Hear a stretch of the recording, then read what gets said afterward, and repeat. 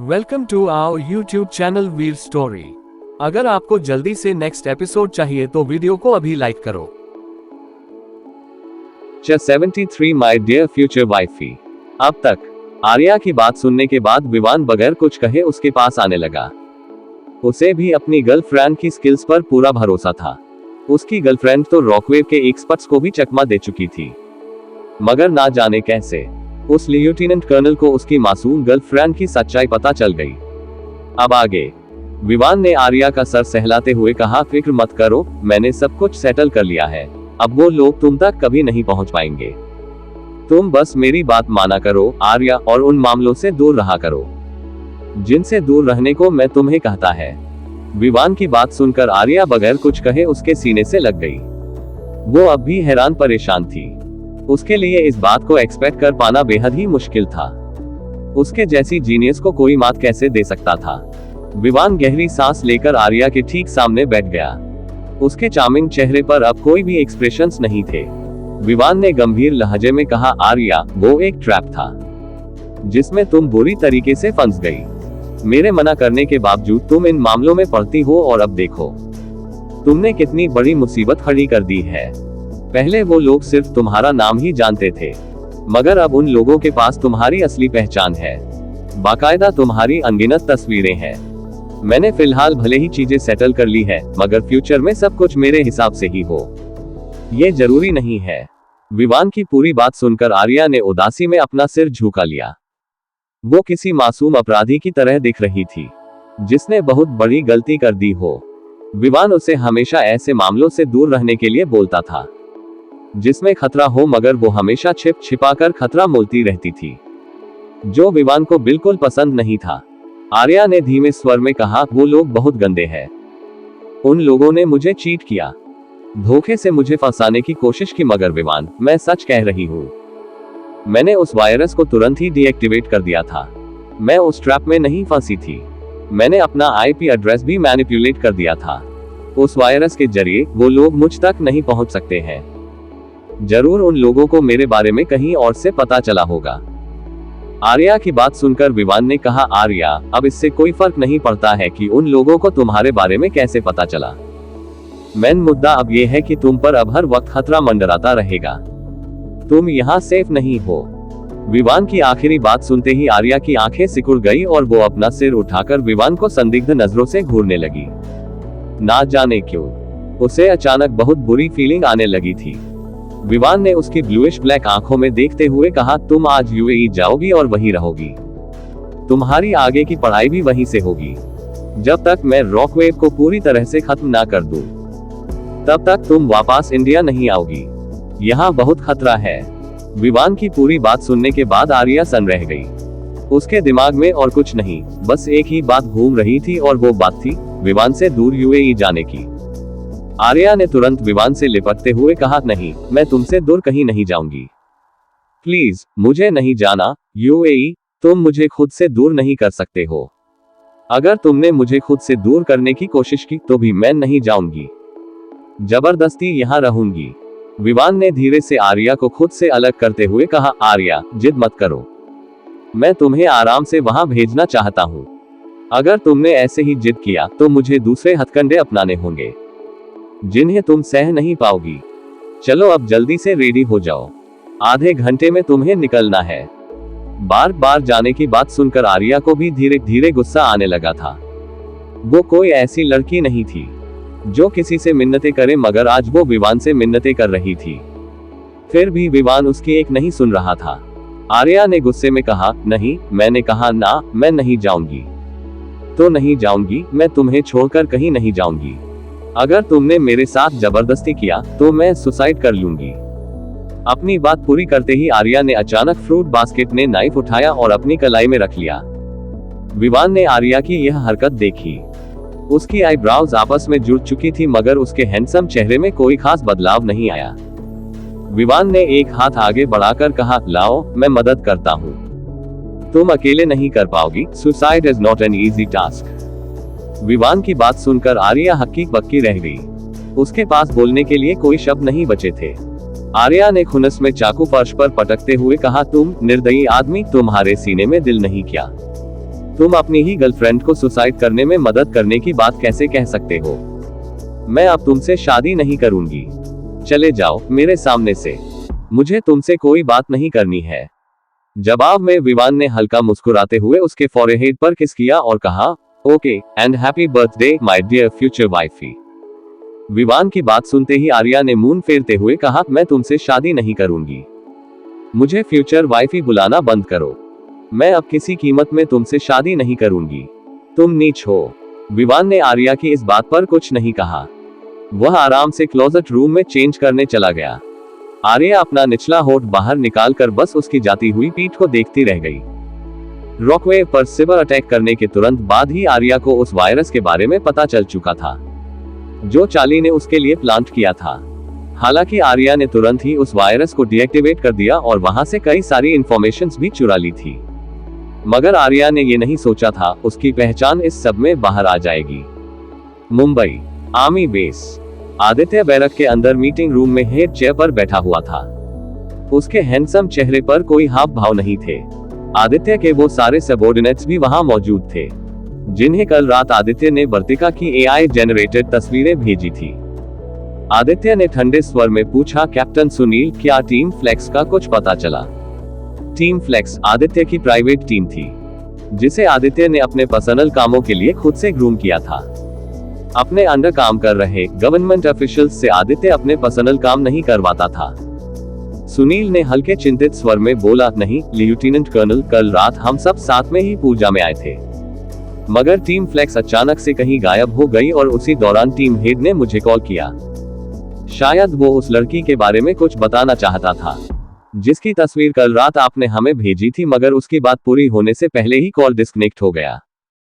बाद में मैंने उन्हें अनगिनत बार कांटेक्ट करने की कोशिश की, मगर अब तक उनसे कांटेक्ट नहीं हो पा रहा है। सुनील की पूरी बात सुनते ही आदित्य की आंखें गहरी हो गई। क्या इन लोगों ने इतनी जल्दी उसकी बहन को ढूंढ लिया था? आदित्य ने पूछा, क्या पूरी फ्लेक्स टीम गायब है? यस लेफ्टिनेंट कर्नल, पूरी फ्लेक्स टीम ही कल रात से गायब है। अच्छा, क्या आपके पास उस कॉल की रिकॉर्डिंग है जिसमें लास्ट टाइम टीम हेड से आपकी बात हुई थी? हाँ है ना लेफ्टिनेंट कर्नल, मैं अभी आपको रिकॉर्डिंग सेंड करता हूँ। सुनील ने इतना कहकर तुरंत ही कॉल रिकॉर्डिंग आदित्य को सेंड कर दिया। आदित्य ने रिकॉर्डिंग स्टॉप करके अपने कान पर लगाया। रिकॉर्डिंग से टीम हेड की आवाज आई, कैप्टन सुनील, हमें वो लड़की मिल चुकी है जिसकी आदित्य सर ने तस्वीर भेजी थी। प्लीज जल्दी से एक टीम को हमारे पास भेजिए। द साइलेंट हैंड के लोग हमारा पीछा कर रहे हैं। उनकी तादाद बहुत ज्यादा है। हमारी टीम उनका मुकाबला नहीं कर पाएगी। मैं लोकेशन। टीम हेड की बात इतने पर ही अधूरी रह गई और फोन की दूसरी तरफ से एक तेज बैंग की आवाज के साथ कॉल डिस्कनेक्ट हो गया। आदित्य के हाथों की पकड़ फोन पर कस गई। उसके डैड का शक बिल्कुल सही था। उसकी बहन द साइलेंट हैंड के फाउंडर के कैद में ही थी। वही आदमी सम्राट का घिनौना सौतेला भाई सार्थक था। आदित्य ने अचानक अपनी जगह से उठते हुए कहा, कैप्टन सुनील, थोड़ी देर में यहाँ एक टीम आएगी। आप लोग उनके साथ मिलकर टीम फ्लेक्स को ढूंढने की कोशिश कीजिए। आदित्य की बात सुनते ही सुनील ने पूछा, आप कहीं जा रहे हो क्या सर? हम। आदित्य की हामी सुनते ही सुनील ने पूछा, वैसे वो टीम होगी कौन आदित्य सर? और कहां से आ रहे हैं वो लोग? जवाब में आदित्य ने कहा, वो टीम रॉकवेव से होगी। उनके साथ अच्छे से कोऑपरेट कीजिएगा। रॉकवेव का जिक्र सुनते ही सुनील की एक्साइटमेंट उछाल मारने लगी। आजकल उसे सरप्राइजेस पर सरप्राइजेस मिल रहे थे। कल ही उसे चला था कि उसके लेफ्टिनेंट कर्नल अनाथ नहीं है, बल्कि वो कार्तिक कपूर के बेटे हैं, और फिर कल ही उसे पता चला था उसके लेफ्टिनेंट कर्नल के डैड रॉकवेव के चेयरमैन है, और आज उसे सीधा रॉकवेव की टीम के साथ काम करने का मौका मिलने वाला था। भविष्य में जरूर उसका नाम इतिहास के पन्नों में दर्ज किया जाएगा। आदित्य सीधा बैरक के बाहर आया। उसकी रेंज रोवर एसयूवी बाहर ही खड़ी थी। आदित्य अपने कार में बैठा और उसकी कार मूसलाधार बारिश को चीरते हुए सीधे कपूर इंडस्ट्रीज के लिए रवाना हो गई। क्या आदित्य का शक सच साबित होगा? क्या आर्या ही वर्तिका है? क्या विवान सच में आर्या को खुद से दूर कर देगा? जानने के लिए to be continued. Dear readers, आज का चैप्टर कैसा लगा कमेंट करके जरूर बताना, और हो सका तो रात को एक और चैप्टर दूंगी। 74 अनुष्का की शादी। अब तक रॉकवेव का जिक्र सुनते ही सुनील की एक्साइटमेंट उछाल मारने लगी। आजकल उसे सरप्राइजेस पर सरप्राइजेस मिल रहे थे। कल ही उसे चला था कि उसके लेफ्टिनेंट कर्नल अनाथ नहीं है, बल्कि वो कार्तिक कपूर के बेटे हैं, और फिर कल ही उसे पता चला था उसके लेफ्टिनेंट कर्नल के डैड रॉकवेव के चेयरमैन हैं, और आज उसे सीधा रॉकवेव की टीम के साथ काम करने का मौका मिलने वाला था। अब आगे भविष्य में जरूर उसका नाम इतिहास के पन्नों में दर्ज किया जाएगा। आदित्य सीधा बैरक के बाहर आया। उसकी रेंज रोवर एसयूवी बाहर ही खड़ी थी। आदित्य अपने कार में बैठा और उसकी कार मूसलाधार बारिश को चीरते हुए सीधे कपूर इंडस्ट्रीज के लिए रवाना हो गई। थोड़ी ही देर बाद आदित्य ने अपनी कार कपूर इंडस्ट्रीज के एंट्रेंस पर रोकी। फिर वो बाहर निकलकर तेज कदमों के साथ ऑफिस बिल्डिंग के अंदर चला गया। रायचंद मेंशन। बेला एंसेस्टर्स रूम में थी। बेला की मॉम मिसेज रायचंद, दादी माँ और समीर भी वहीं थे। कमरे की दीवारों पर रायचंद फैमिली के पूर्वजों की तस्वीरें टंगी हुई थी, जिसमें बेला के डैड मिस्टर अर्नब रायचंद और दादाजी भी शामिल थे। बेला ने अपने दादाजी और डैड की तस्वीर पर फूल चढ़ाया। फिर वहां अगरबत्ती जलाने के बाद बेला पीछे हट गई। दादी माँ ने भी वही क्रियाकलाप दोहराया जो बेला ने किया था। फिर सभी पूर्वजों का आशीर्वाद लेने के बाद वो लोग कमरे से बाहर आ गए। चारों तरफ गहरी खामोशी पसरी हुई थी। सब लोग आकर लिविंग एरिया में बैठ गए। कार्तिक ब्रेकफास्ट के बाद ही वापस ओल्ड कपूर मेंशन चला गया था। मिसेज राजचंद ने खामोशी तोड़ने की पहल करते हुए पूछा, माँ आप यहीं क्यों नहीं रुक जाती है? डैड और अर्नब के जाने के बाद घर बहुत ही सूना सूना सा हो गया है। अगर आप यहाँ रहेंगी तो हमें बड़ों की कमी महसूस नहीं होगी। मिसेज राजचंद की बात सुनकर दादी माँ ने टेढ़ी नजरों से बेला को देखा, जो अब अपना फोन स्क्रीन स्क्रॉल कर रही थी। उसके सुंदर चेहरे पर बिल्कुल शांत एक्सप्रेशंस थे, मानो दुनिया में होने वाली प्रलय भी उसे विचलित ना कर सके। दादी माँ ने ठंडी आह भरते हुए कहा, वैसे तो अब मैं बहुत बूढ़ी हो चुकी हूँ। साम्राज्य में बहुत ऐसे लोग हैं जो अब मेरी जगह ले सकते हैं। वहां मेरी अब कुछ खास जरूरत नहीं है, मगर मुझे डर है कहीं किसी को मेरा यहाँ रहना पसंद नहीं आएगा। दादी माँ की बात सुनकर मिसेज रायचंद और समीर पहले तो कंफ्यूज हो गए, मगर दादी माँ की नजरों का इशारा समझते ही उन्हें सारा माजरा समझ आ गया। दादी माँ पहली बार बेला के दादाजी से एक मिशन के दौरान मिली थी। उस वक्त साम्राज्य को समुद्र में पनाह लिए हुए ज्यादा वक्त नहीं हुआ था। पहली मुलाकात में ही दादी माँ और बेला के दादाजी को एक दूसरे से प्यार हो गया था। मिशन कंप्लीट करने के बाद दादी माँ ने बेला के दादाजी के साथ ही रहने का सोचा था, इसीलिए वो वापस साम्राज्य नहीं गई। उल्टा उन्होंने बेला के दादाजी से शादी कर लिया। 7 साल तक उनकी शादीशुदा जिंदगी बेहद ही शांति से बीती, मगर 7 साल बाद एक दिन अचानक दादी माँ को साम्राज्य से सम्राट का बुलावा आया, जो कि उस वक्त परितोष के पिता थे। दादी माँ साम्राज्य में उच्च सलाहकार होने के साथ साथ एक बेहतरीन डॉक्टर और मनोवैज्ञानिक भी थी। परितोष का सौतेला भाई सार्थक बचपन से ही मानसिक और शारीरिक रूप से बीमार रहा करता था। परितोष के पिता ने दादी माँ को वापस उसके इलाज के लिए ही बुलाया था, और बाद नियमों की दुहाई देकर उन्होंने हमेशा हमेशा के लिए दादी माँ को वहीं रोक लिया, ताकि वो अच्छे से उनके बेटे का इलाज कर सके और साम्राज्य को सुचारू रूप से चलाने में उनकी मदद कर सके। दादी माँ के पास भी कोई दूसरा विकल्प नहीं था। वो अपने राजा की बात नहीं टाल सकती थी, मगर वो अपने परिवारों को भी अपने लिए परेशान नहीं करना चाहती थी। इसीलिए उन्होंने अपनी मौत का एक दिखावटी खेल रचा, ताकि पूरी दुनिया को लगे वो मर चुकी है। दादी माँ ने जैसा सोचा था वैसा हुआ भी, मगर इस बात का असर बेला के दादाजी और बेला के डैड की जिंदगी पर कितना पड़ा, ये दादी माँ नहीं जान पाई। दादी माँ की गैर मौजूदगी में सुमित्रा नाम की एक औरत ने बेला के दादाजी और डैड की जिंदगी में कदम रखा, जो कहने को तो दादी माँ की दोस्त थी, मगर असल में वो एक डायन से भी बदतर थी। सुमित्रा ने बड़ी ही चालाकी से बेला के दादाजी से शादी कर लिया, और दादाजी की बेसुधी का फायदा उठाकर वो बेला के डैड को बचपन से ही ऐसी दवाइयां खिलाने लगी, जो अंत में जाकर बेला के डैड की मौत का कारण बन गया। बेला को लगता था उसके डैड के मौत की वजह जितना सुमित्रा थी, उतनी ही उसकी दादी माँ भी थी। अगर वो सही से अपने पीछे चीजें अरेंज करके जाती तो सुमित्रा कभी उसके डैड और दादाजी की जिंदगी में आती ही नहीं। इसीलिए बेला को अपनी दादी माँ से कुछ खास लगाव नहीं था, बस नाम का ही रिश्ता था उनका। दादी माँ को इसी वजह से लगता था बेला को अब उनका यहाँ रहना पसंद नहीं आएगा। बेला ने बड़े आराम से कहा, दादी माँ, यहाँ आपके अलावा कोई ऐसा इंसान नहीं है जिसे आपका यहाँ रहना पसंद ना आए। हाँ, अगर आप यहाँ नहीं रहना चाहती हैं, तो कोई बात नहीं, आप साफ साफ कह सकती हैं। ऐसे बेफिजूल बहाने बनाने की जरूरत नहीं है आपको। हम पहले भी आपके बगैर रह चुके हैं, आगे भी रह लेंगे। बेला की बात सुनकर मिसेज रायचंद और समीर दादी माँ की तरफ देखने लगी। हालांकि दादी को बेला की बातों से बिल्कुल भी बुरा नहीं लगा था, उल्टा उनके चेहरे पर हल्की मुस्कान आ गई थी। दादी माँ ने कहा, ठीक है, फिर अगर किसी को कोई दिक्कत नहीं है तो हम अब से यहीं रहेंगे। बेला ने दादी माँ की इस बात पर कोई प्रतिक्रिया नहीं जताई। उसके फोन पर किसी का कॉल आ रहा था, इसीलिए वो वहां से उठकर कॉल आंसर करने चली गई। आज फ्रांस जाने का प्लान भी बेला ने कैंसिल कर दिया था, हैवी रेन की वजह से भी, और उसे अपनी बायोलॉजिकल फैमिली के साथ टाइम स्पेंड करना था।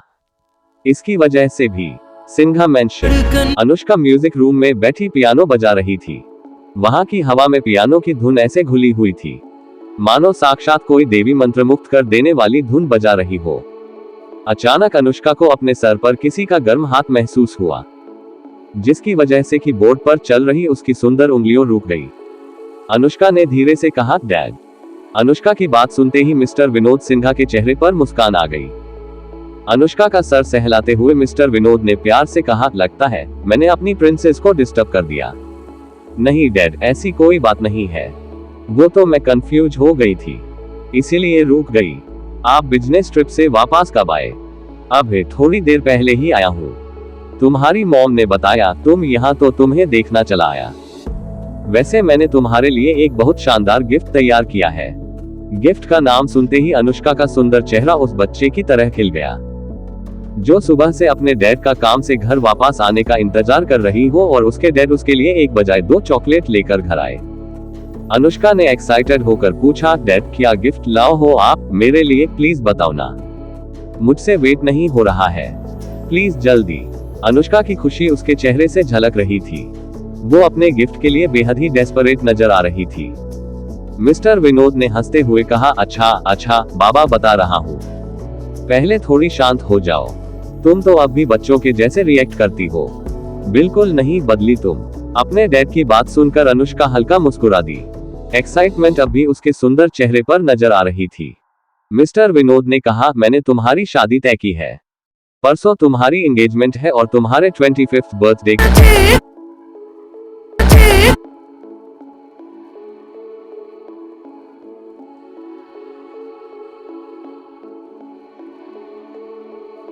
के दिन तुम्हारी शादी होगी कपूर फैमिली में।